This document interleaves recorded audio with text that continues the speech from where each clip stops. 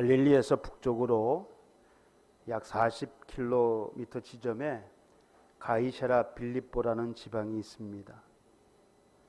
이곳은 예수님께서 공생애를 시작하실 때 당시 이두레와 드라고닛 지방의 분봉왕이었던 헤롯 빌립 2세가 기존의 도시를 새롭게 정비하고 로마 황제를 기린다는 의미로 가이사랴로 명명을 했습니다. 그런데 가이사랴라는 이름을 가진 도시가 이미 있었기 때문에 항구 도시, 지중해 연안에 있는 항구 도시예요. 가이사랴가 이미 있었기 때문에 이것과 구분하기 위해 빌립의 이름을 붙여서 가이사랴 빌립보 혹은 빌립보 가이사랴 그렇게 불렀습니다. 이곳은 우상 숭배의 대표적인 도시로 여러 신전들이 있었고 대부분 이방인들이 거주하고 있는 그런 도시였습니다. 이방 지역이에요. 그래서 우상 숭배가 만연해 있었고 그런 도시에 예수님께서 제자들과 함께 가셨습니다. 그곳에서 예수님이 제자들에게 물으셨습니다. 사람들이 인자를 누구라 하느냐? 같은 내용을 다루고 있는 누가복음에는 무리가 나를 누구라고 하느냐로 되어 있는데 이 무리란 백성들 중에서도 특히 예수님을 따르는 사람들을 가리킵니다. 그러니까 나를 따르는 사람들이 나를 누구라고 하느냐? 제자들에게 이렇게 물어봤습니다. 예수님을 누구로 보느냐는 상당히 중요한 문제입니다. 그에 따라서 사람들이 예수님을 따라다니는 목적과 그분에게 관심을 갖는 이유가 달라지기 때문입니다. 그런데 지금 예수님께서 알고자 하시는 것은요, 사람들의 생각이 아니라 제자들의 생각이었습니다. 왜냐하면 예수님께서는 이미 자기를 따르는 사람들이 어떤 목적을 가지고 따르는지를 알고 있었어요. 무리의 생각을 이미 알고 있었습니다. 물론 제자들의 생각도 알고 있었겠죠. 지금 제자들이 자기를 어떻게 생각하고 있는가, 그런 질문을 던진 것입니다. 예수님의 질문에 제자들이 이렇게 대답을 했습니다. 어떤 사람은 세례 요한, 어떤 사람은 엘리야, 또 어떤 사람은 에레미야나 예언자들 중 한 사람이라고 합니다. 그렇게 대답을 했습니다. 사람들 중에는 예수님을 세례 요한이라고 생각하는 자들이 있었습니다. 예수님을 오시기 전에 미리 오셨던, 그렇죠? 그래서 선구자. 근데 그 세례 요한이 누구에 의해 죽임 당했습니까? 바로 헤롯 안디바에 의해서 죽임을 당했습니다.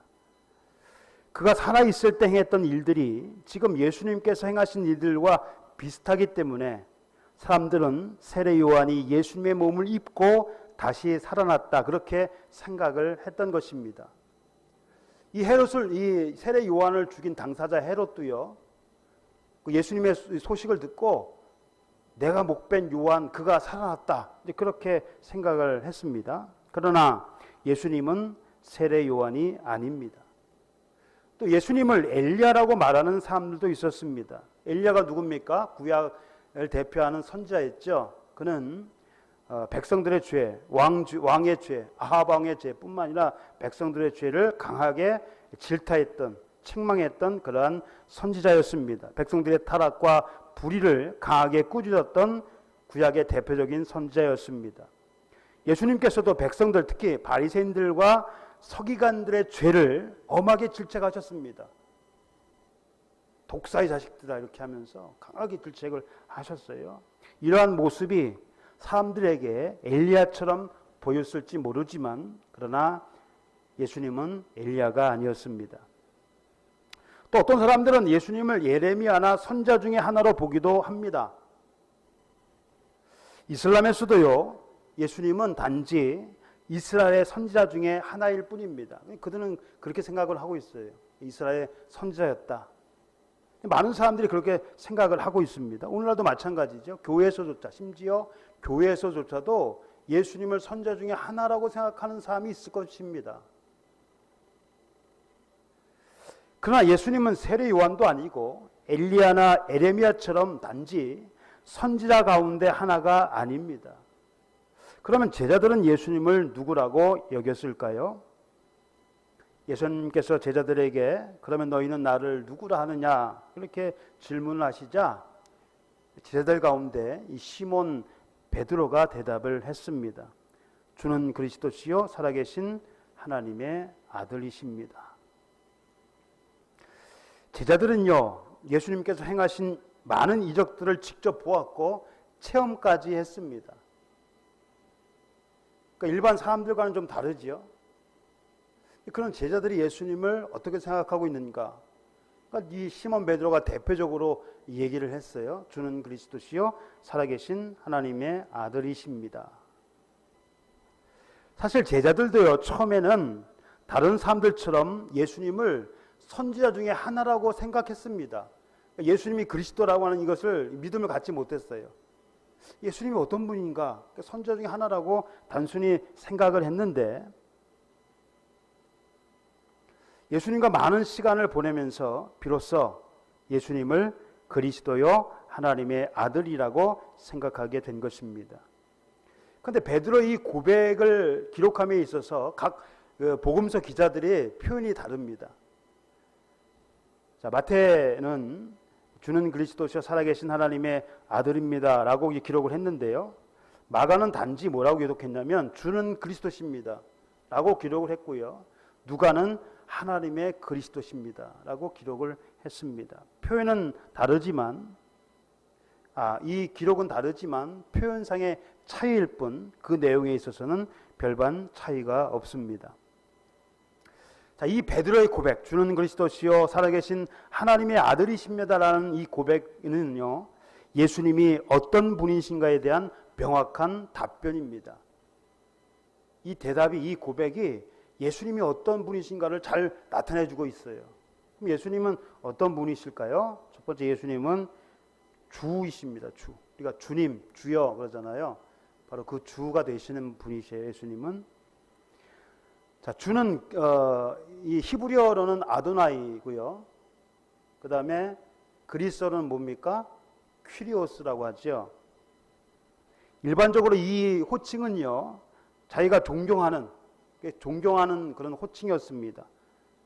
권위에 대한 존경의 호칭이었습니다. 유대인들은 하나님의 이름을 함부로 부를 수 없다는 이유로 여호와라는 이름 대신에 아도라는 칭호를 사용했습니다. 그래서 여호와 함부로 부를 수가 없어서 그냥 아도나이, 주여, 그러니까 하나님을 그렇게 불렀던 거예요. 신약시대에는 이 칭호가 같은 의미의 퀴리오스로 바뀌었습니다. 그러니까 퀴리오스는 유대인들에게 있어서 하나님에 대한 호칭이었습니다.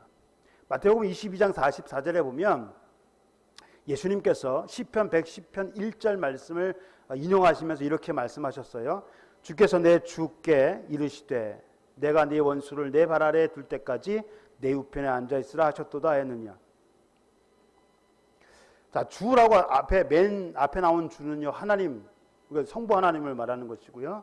그 다음에 내 주, 두 번째 나오는 주는 예수 그리스도를 말하는 성자 하나님을 말하는 것입니다. 근데 똑같은 주예요. 퀴리오스라는 단어를 사용했습니다. 그러니까 예수님도 하나님이시다는 것을 지금 보여주고 있는 것입니다. 그런데 이방인들 역시 자신들이 믿는 신을 가리켜 퀴리오스라고 불렀어요. 또 왕에게도 이 호칭을 사용했는데요. 그러나 그리스도인들은요, 예수님만을 주라고 불렀습니다. 지금 이렇게 베드로가 예수님을 주라고 고백했던 이 장소가 어디였다고요? 가이사랴 빌립보. 많은 사람들이 자기를 믿는 신에게 혹은 황제에게 퀴리오스라고 하는 그 도시에서 예수님은 제자들에게 지금 너는 나를 누구라고 하느냐. 그러니까 너가 생각하는 주가, 네가 믿고 있는 나를 너희들은 누구라고 생각하고 있느냐. 그렇게 지금 묻고 있는 것입니다. 그리스도인들은요, 오직 예수님만을 주로 시인했습니다. 예수님만이 하나님이시요 세상의 구주이시기 때문입니다. 로마 황제는 자신이 세상의 주와 하나님이며 사람들에게 그렇게 부르도록 강요했습니다. 황제 숭배. 그렇게 부르지 않은 사람에게는 핍박을 가했죠. 불이익을 줬습니다. 그럼에도 불구하고 그리스도인들은 오직 예수님만을 퀴리오스라고 불렀습니다. 예수님만이 하나님이시요 세상의 구주이시기 때문입니다. 바울은 로마 교회에 보내는 편지에서 이렇게 얘기를 합니다. 네가 만일 내 입으로 예수를 주로 시인하며 또 하나님께서 그를 죽은 자 가운데에서 살리신 것을 네 마음에 믿으면 구원을 받으리라. 예수님이 나의 주님이 되신다는 것, 예수님만이 나를 죄에서 구원하실 유일한 구원자가 되심을 믿는 것, 이것이 바로 믿음이고 이러한 믿음이 있어야 구원을 얻을 수 있는 것입니다. 그러니까 예수님을 어떻게 바라보는가, 우리가 예수님을 어떻게 믿고 있는가, 어떤 분을 믿고 있는가가 상당히 중요한 겁니다. 예수님만이 우리의 주님이 되시는 거예요. 예수님은 여러 힘들 가운데, 여러 주 가운데 하나가 아니라 오직 예수님만이 주예요. 예수님만이 하나님이고 예수님만이 세상의 구주이십니다. 이런 믿음을 우리가 가져야 됩니다. 이러한 신앙 고백은 시대에 따라 변하지도 않고 변해서도 안 됩니다. 하지만 아담과 하하가 사탄의 속임에 넘어가 죄를 지은 것처럼 마귀의 유혹에 넘어간 사람들은 예수님만이 주라는 이 사실을 거부합니다. 예수님만이 하나님이 아니고 예수님만이 구주가 아니라는 것이죠. 자기들이 믿는 신도 구주라는 거예요. 그러나 누가 뭐라고 해도 예수님만이 나의 주님이시요 나의 하나님이시다는 사실은 변함이 없습니다. 예수님만이 나의 주님이시요 나의 하나님이십니다.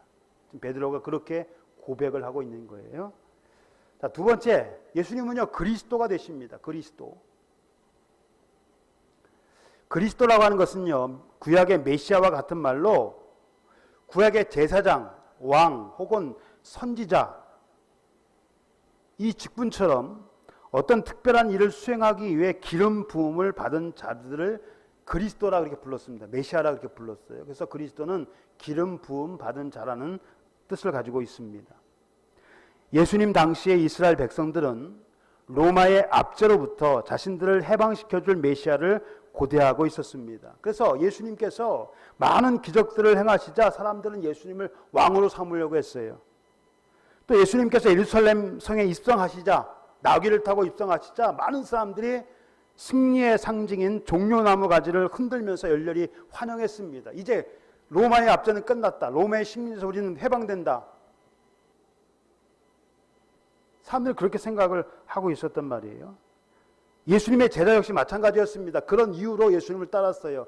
예수님이 이스라엘 왕이 되면 그것을 바라보고 지금 제자들이 예수님을 따랐습니다. 하지만 그들의 바람과는 달리 예수님께서는 이스라엘을 로마의 압제로부터 해방시키시기 위해서가 아니라 인류를 죄에서 구속하시기 위해 오신 하나님의 그리스도이십니다. 이스라엘 민족만을 위한 그리스도가 아니라 온 인류를 향한 인류를 죄로부터 해방시키시기 위한 하나님의 그리스도였습니다. 그래서 예수님은 그리스도. 세 번째, 예수님은요 하나님의 아들이십니다. 자, 하나님의 아들 그러면 이 용어가요 어디에서 처음 사용됐냐면 욥기에 나와 있죠. 창세기에도 나와 있고요. 하나님의 아들이라는 단어가 나오는데 왕이나 천사 혹은 왕이나 방백처럼 높은 지위에 있는 사람들 그리고 이스라엘 민족 전체를 가리킬 때도 사용된 용어입니다. 하나님께서는 당신의 백성들 이스라엘 백성들에게 하나님의 아들이라 그렇게 부르셨어요. 그런데 이 칭호가 예수님에게 사용될 때는 예수님의 신성을 나타냅니다. 즉 예수님도 하나님이시라는 겁니다. 예수님도 하나님이시다.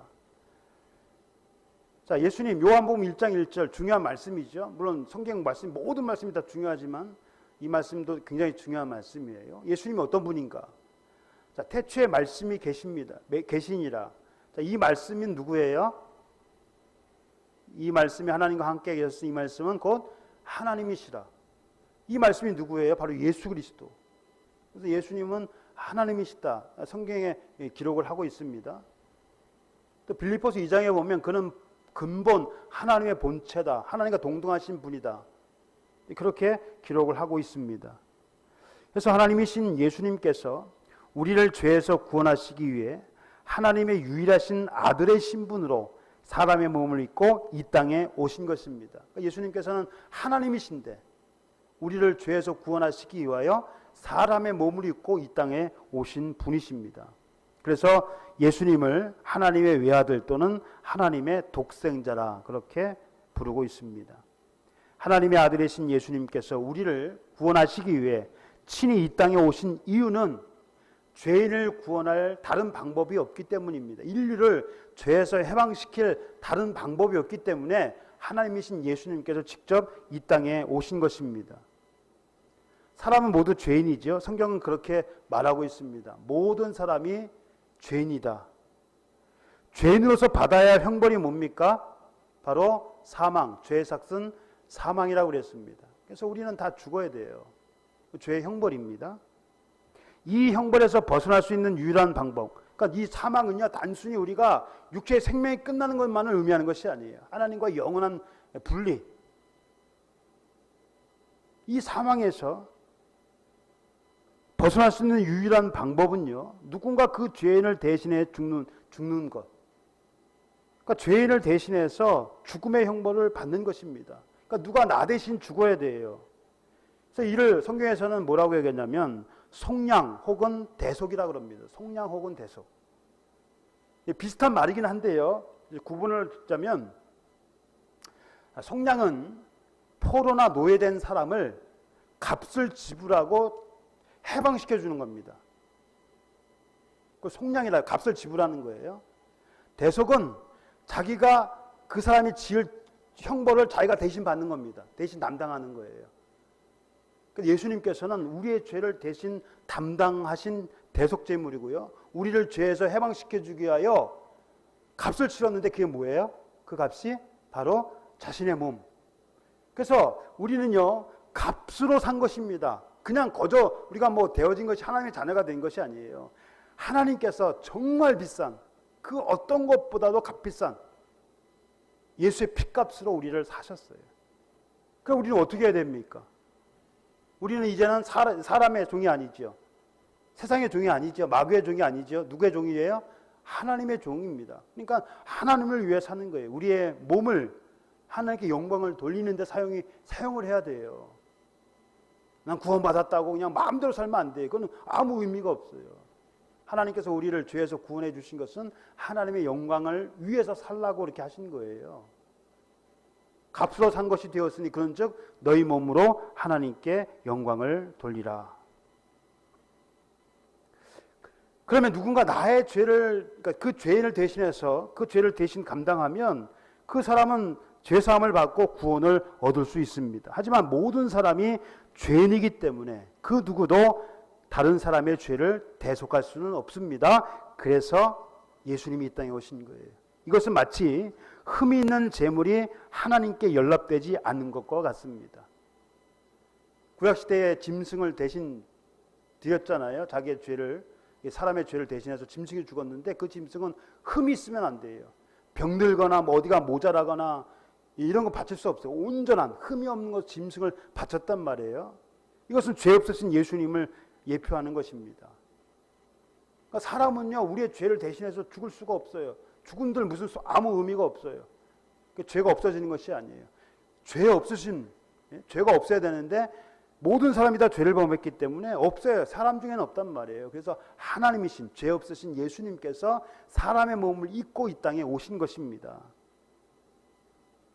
그러므로 누구든지 이 예수 그리스도를 믿는 자는 멸망하지 않고 영생을 얻을 수 있습니다. 여기에 다른 방법은 없어요. 오직 예수 그리스도를 통해서만 하나님께 나아갈 수가 있습니다. 예수님께서는 우리의 길이요 진리요 생명이시기 때문입니다. 사랑하는 성도 여러분, 사람은 모두 죄인이기에 구원을 받아야 합니다. 그리고 하나님께서는 모든 사람들이 구원받기를 원하고 계십니다.